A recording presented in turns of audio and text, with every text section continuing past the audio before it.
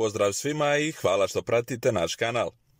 U današnjem videu ćemo govoriti o zastavama. I to zastavama ljubičaste boje i zašto je njima tako malo. Svaka nacija na svijetu ima svoju zastavu.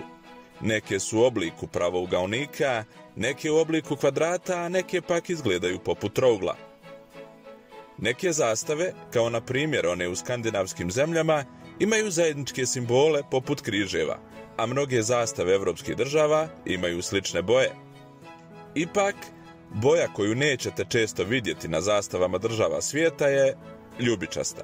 U stvari, samo dvije moderne zastave sadrže ljubičastu boju, zastave Nikaragve i Dominiki.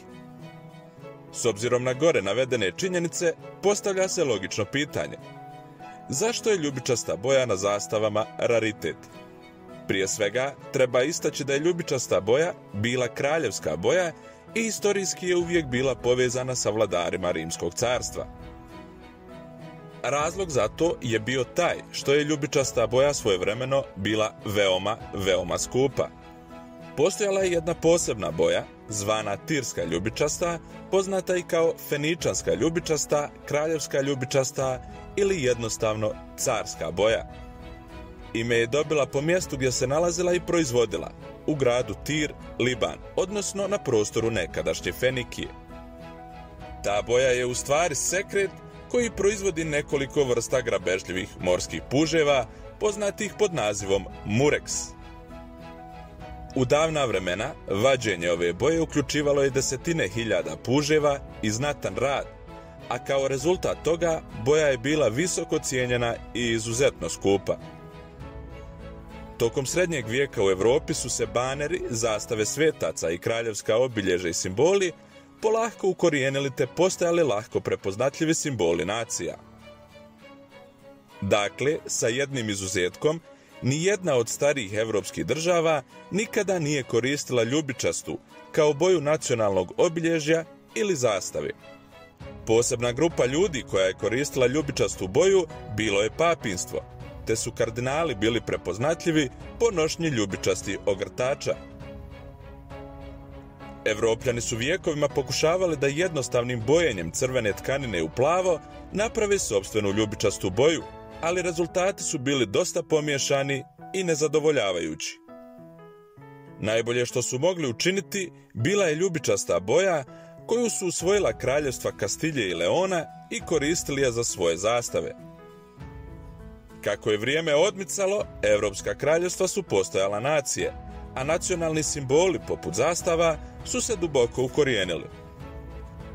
Većina ovih nacija će postati dijelom nekih imperialističkih carstava, te će tako, s obzirom na njihove dalekosežne teritorijalne raspone, njihove zastave dominirati svjetskim grboslovljem do 19. vijeka.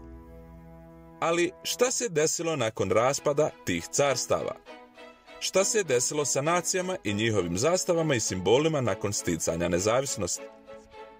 Za nacije koje su se odvojile od Španskog carstva ili recimo za Sjedinjene Američke Države, ljubičasta boja i dalje bila izuzetno skupa.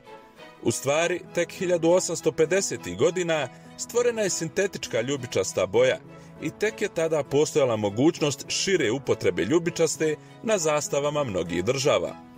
Ipak, važno je zapamtiti da je ljubičasta uglavnom boja koju su koristili članovi papinstva i članovi kraljevskih porodica, a s obzirom na činjenicu da većina nacija koje su se otrgnule od svjetskih imperialističkih sila nisu bili katolici, te je većina novonastalih država imala republičko ustrojenje, smatrali su ljubičastu boju u jednu ruku prljavom i nisu je željeli koristiti.